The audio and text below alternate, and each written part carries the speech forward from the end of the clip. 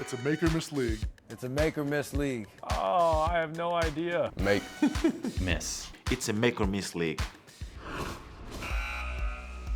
Why was Brandon Ingram so mad? Make sharing. Markelle Fultz had 8 assists in just 22 minutes last night. This behind-the-back diamond transition was the best of the night. Dave, have you seen improvement from Fultz as a point guard? Well, I think what's key, he's a combo guard. And that's what is so important in today's NBA. You don't need a guy who can only set people up, but can also score. Not a guy who can only score, but can also set people up. It will allow him to play in any sort of offense as he moves forward in his career. Maybe it'll be in Orlando, maybe it'll be somewhere else. I think in today's age, you have to be able to do everything from the guard position. And I think I'm just happy this kid's on the floor. You know, tremendous talent come out of college. Who knows what happened in Philly?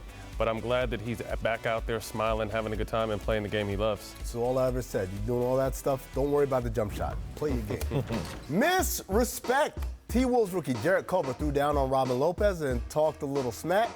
Lopez was not having it and followed him all the way down court. Matt, whose side are you taking here? I've chased someone off that court before into the locker room one time and got fined heavily for it. I love the dunk first and foremost, but if you're going to talk trash to someone like Robin, you better be ready because I know he loves to wrestle. He probably likes to fight, and he's just a big caveman. So you got to be careful and pick and choose who you're talking trash to. But what was Robin's motivation here? Did you just want to chalk trash back to him in his face? I didn't quite get him stalking him all the way down the court. I think the fact that he said something twice, I think it was a little sign of disrespect, but I love the dunk first and foremost. It was a great dunk. Great dunk. Robin, the quote from his reading his lips was, "What the bleep did you just say to me?" Right. Well, I don't know what he said. Right. To me. All right, make box scores. Mitchell Robinson was a perfect 11 for 11 from the field last night versus the Blazers. He tied the Knicks record for most makes without a miss. Dave, should we put more respect on Mitchell Robinson's name, or would we put more respect if he wasn't a Knick? I think perhaps. I do think when you look at this Knicks roster, obviously they don't have Kyrie or Kevin Durant, but someone will get this job moving forward, and they can look at not only Mitchell Robinson, but Knox and Barrett and say, maybe there's something here to work with. I like Robinson. He's on that DeAndre Jordan plan. You know, stay in the paint, lead the league in field goal percentage. He dunks everything, he blocks everything. He's definitely one of their cornerstones going forward, but I just love his energy. You know, they're bringing him off the bench now for that spark, and that's definitely what he's given them. And, 11 for 11, I don't care where you're at, that's an amazing game. Am I crazy to say that that might be a good job? Miss! Yes. Dunk contest. Kelly Oubre had another great dunk last night. 2 weeks ago on The Jump, he said he's more than a, quote, in-game dunker and not interested in the dunk contest. Matt, should we put more pressure on him to enter the dunk contest? I like this kid, man. I like this kid. I like his game. He's dunking up. He's got a lot of swag. If he doesn't want to dunk, he doesn't want to dunk. But, I'll take these game dunks all day. I think it's interesting. He's shown so many versatile parts of his game.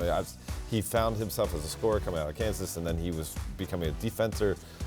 Player first, and then defensive-minded player first, and then now we're seeing him kind of expand. 1-2 punch with Booker over there. Hey, the season's gonna end in April anyway. You might as well do a dunk contest.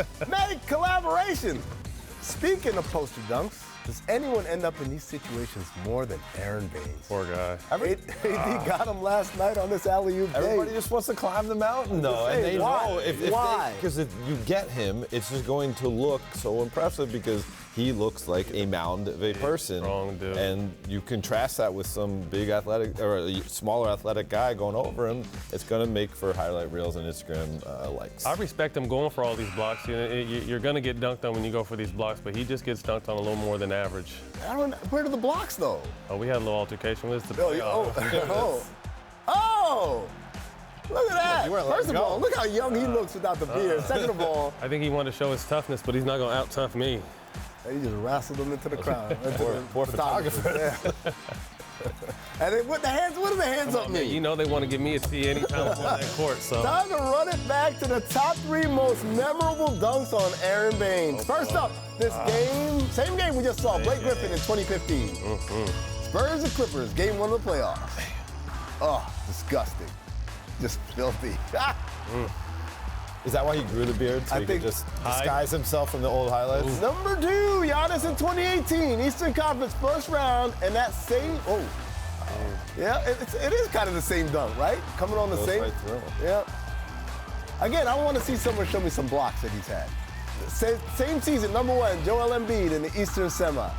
So he needs to go hang out with Shaq this summer, learn how to hard foul, because you're getting dunked on way too much. I'm just saying, like Alonzo Mourning got dunked on a lot, but I remember Alonzo Mourning blocking people, Mutombo blocking people, Ewing blocking people. And those are all from playoff games, too, when more people are watching. Yeah. I respect the fact he's going for him, but you got to block some of them. Something. You got to charge him something.